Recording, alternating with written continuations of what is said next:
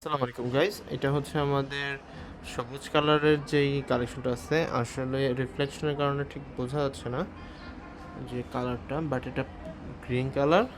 হ্যাঁ, আমি যে অপোজিট সাইডে আসি, একটু বোঝানোর চেষ্টা করি। আপনারা ছবিতে কালার সম্বন্ধে ধারণা পেয়ে যাবেন। তারপর আমি দেখানোর চেষ্টা করি। এইটা হচ্ছে নেট ফেব্রিক। হ্যাঁ, এইটা হচ্ছে নেট ফেব্রিক। এই যে এপাশ থেকে ওই পাশে কী আছে সব দেখতে পাচ্ছেন, তাহলে বুঝতে পারতেছেন ফেব্রিকটা কতটা পরিমাণে পাতলা। হ্যাঁ, এই যে সব দেখা যাবে এসপার ওসপার।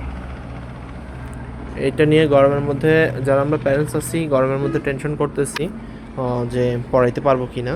এই যে দেখেন কতটা পরিমাণে পাতলা, দেখছেন?